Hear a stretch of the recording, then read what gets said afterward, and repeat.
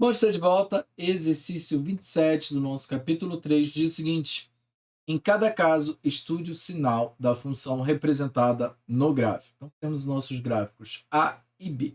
Eu pergunto o que é estudar o sinal de uma função. Então, olha só.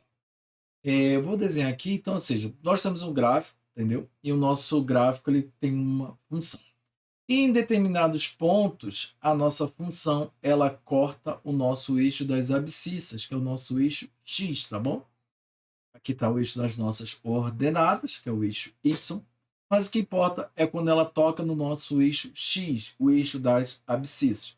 Porque quando ela toca nesse ponto, você sabe muito bem que nós chamamos esses pontos de raízes, então, ou seja, essas são as nossas raízes. As nossas raízes significam o quê? Que quando o x assume aquele ponto, o nosso y ele é igual a zero. Por isso, a garantia que nós temos que ele corta o eixo das nossas abscissas. Mas isso aqui foi só um comentário.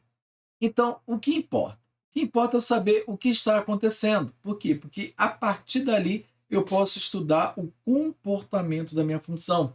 Eu posso saber se ela está crescendo, decrescendo, o ponto máximo dela, ponto mínimo, pontos de tangência, retas de tangência, infinitos cálculos que mais para frente a gente vai aprender também no livro do IES, tá bom? Não fique preocupado. Mas o que você precisa saber é que esses pontos de raízes, eles significam que é a partir dali que eu consigo fazer contas para poder saber como está o comportamento da minha função. E para saber o comportamento da minha função, eu faço um estudo de sinal ou um estudo da função, também mesma coisa. Então, olha, seja, se você reparar aqui, minha função está crescendo. Então, ou seja, antes desse ponto aqui, ó, a minha função ela era negativa, tá vendo? Ela está vindo de valores menores que y, a partir desse ponto aqui ela se tornou positiva, vai se tornar positiva até esse ponto aqui, que é uma nova raiz, e a partir desse ponto ela virou negativa novamente. A partir desse ponto aqui, ela volta a ser positiva. Então, ou seja, eu tenho aqui, nesse caso aqui, uma função que começou com negativa, passou para ser positiva, virou negativa novamente e virou positiva no final. Ou seja, ela teve 4 mudanças de comportamento, 4 casos aqui de sinal, tudo bem? Essa função aqui eu dei o um exemplo. E é nesse exato momento, é exatamente isso, né? Perdão, que nós vamos fazer nesse exercício 27. Então, olha só, a primeira coisa que eu vou te chamar a atenção é a nossa raiz. Então, ou seja, a nossa raiz aqui da nossa função número da letra A, perdão, né? Número A, não, perdão.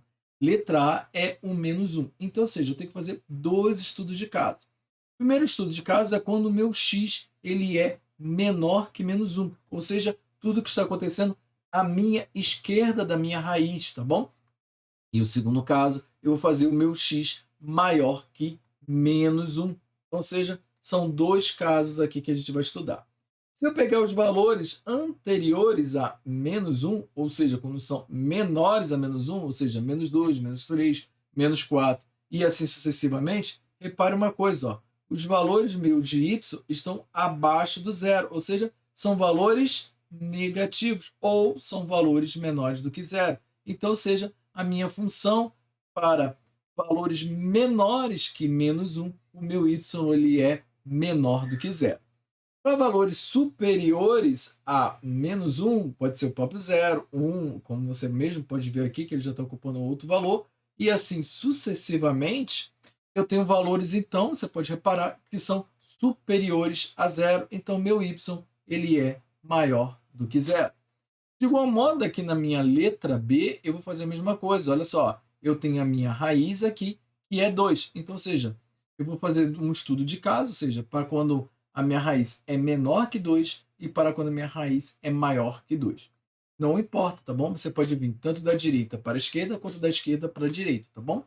Geralmente, como a nossa leitura é da esquerda para a direita, a gente começa desse lado aqui de cá, tá bom?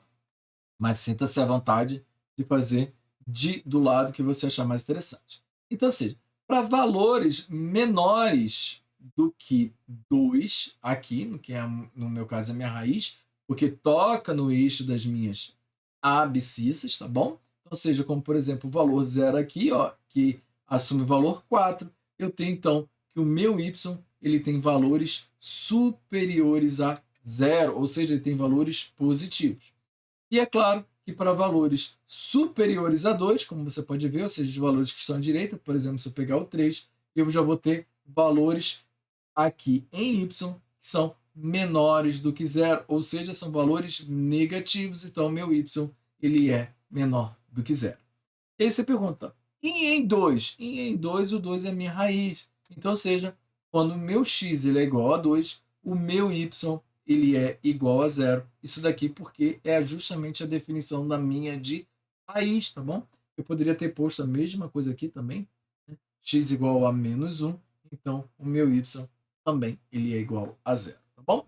Nesse comentário aqui, por último, não é necessário a gente fazer, tá bom? Porque a gente já considera trivial, que é justamente a mudança da nossa de raiz, a gente já vê as extremidades de coincidência, tá bom?